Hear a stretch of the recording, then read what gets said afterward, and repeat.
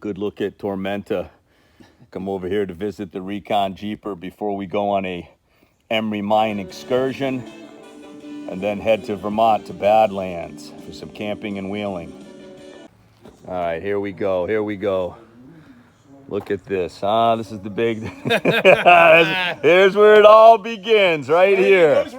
Here's where no. There we go, right there. Here's where it all begins. Mike and Ray, the growler, got the big old trailer in the yard. So what we're going to do is we're going to pull the growler forward, and then we're going to put Tormenta on the back, and then they'll be all set to head to Vermont. And then for our excursion during the day, we're going to take Recon 1 down into Chester and try to find the Marcia Mine, the Emery Mine in Chester. So that's what we got going on today. It's going to be an epic day and a half trip.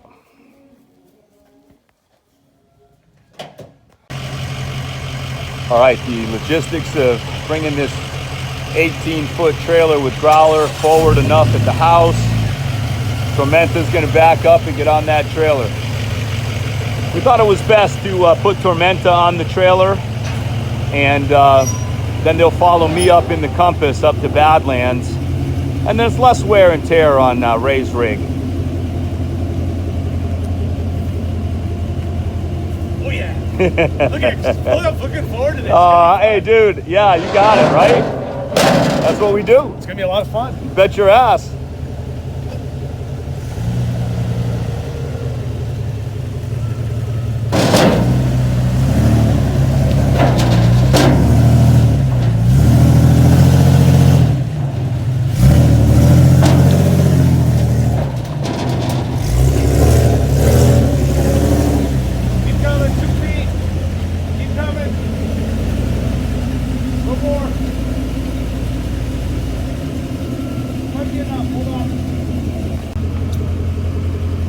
Just like with my rig, now Mike will back the growler up, get the weight centered nice where he wants it.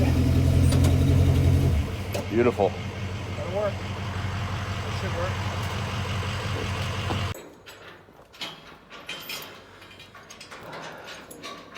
The boys are getting the rigs all tied down. Mike and Ray.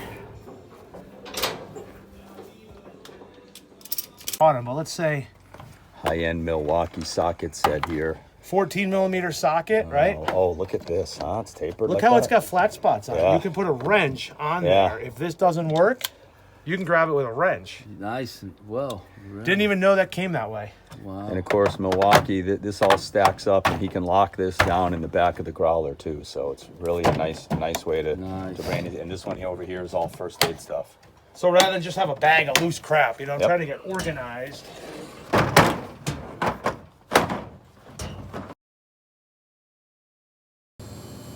All right. Waiting on our breakfast sandwiches here, starting out our journey to find the Emery Mine, the lost Emery Mines.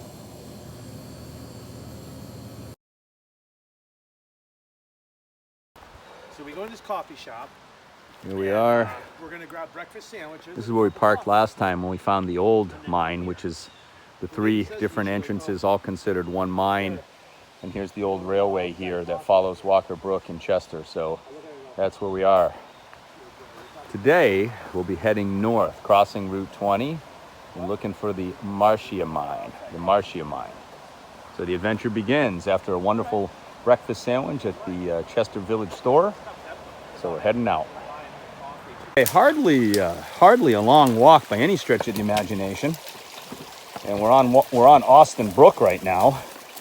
Ray's taking point, and that's a good point, man. I think we saw the opening for what's called an adit, which is basically a horizontal tunnel in which they remove materials from, and we believe here we are at the entrance, basically with very little effort to find this mine, which is really incredible. I mean, I figured this one was going to be easier. I had no idea it would be this easy. All right, so the problem I see here is we haven't even had any bourbon yet. Yeah, holy shit, huh? Wow, it's a lot smaller in real life than I expected this thing to be. I get that a lot. You get your spotlight. We're going in there with that light. Wow. Very flooded, huh?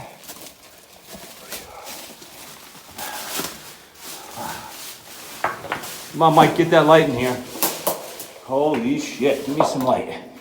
Oh man, look at that. Remarkable. Give me some light, right? Yeah, sorry.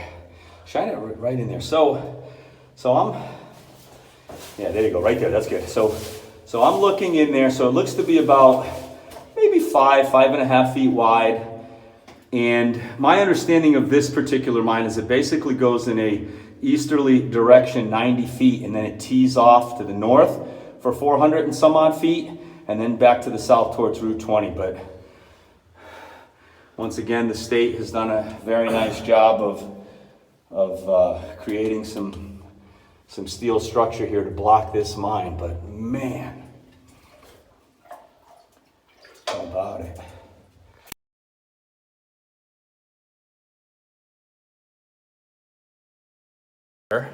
There's the two handprints right there. They put their hands there and they mark their hands off with some white paint. For what? Turn the light off. I think I can see it better. There you go. That's nice right there. Yeah. What was that for?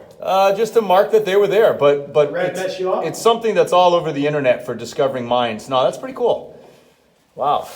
Okay, once again, now I'm just standing on an elevated portion, but there's the mine entrance. So we're going to hop up on a trail that will kind of walk above the mine. And then it splits and it goes north and south. And you can see Ray up there. Mike's right over here. How far in does it go?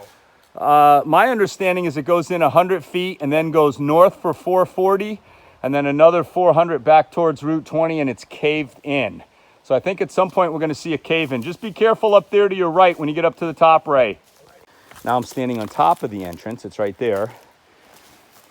And you can see Austin Brook right there, barely. And then Reservoir Road. Very, very close. Easy hike to this. No effort whatsoever, but we want to explore and check out the cave in and get up on top of this mountain. So this is the Marcia Mine. This would be the second mine that Mike and I have visited and found in Chester, Massachusetts. Old deserted Emery mines from back around 1890. So we went east. And then we went south looking for what, the information that you can find on the internet. South is that direction right there towards Route 20. Says that the portions of the south part of the mine have caved in. So we're looking for some type of cave in. Haven't seen it yet. Okay, so what we have found is a very interesting depression, and this is where it's caved in, believe it or not. So over the years, obviously it's filled in with vegetation, leaves, some trees, but we're able to take our walking sticks and just push them very, very deep right into the ground right here. I mean, I'm hitting rock there, yeah. But it's all. Yeah, to be able to, how about it? So we believe that this was probably the caved in area. So we would be at the very south portion right here. Mike's able to put that walking stick in about 2-3 feet. And this southerly spot is definitely in line with the north entrance above it that we found that way. And that's basically due north. Yeah. Okay, just to prove what I'm talking about. Kind of scary. I mean, my walking stick right there is damn near 4 feet buried right into the ground without even trying. So I think what we have is part of the cave in right here. And you would never know it. I mean, you see this strange depression. We've got some information that kind of put us in this area, and we've been walking around, but most certainly this is the cave in area. 714 feet of elevation. I'm curious when we get back to the mine. Oh yeah, we'll go back. Yeah, we flat. should go back to the mine, take some more pictures and so forth. But there you go.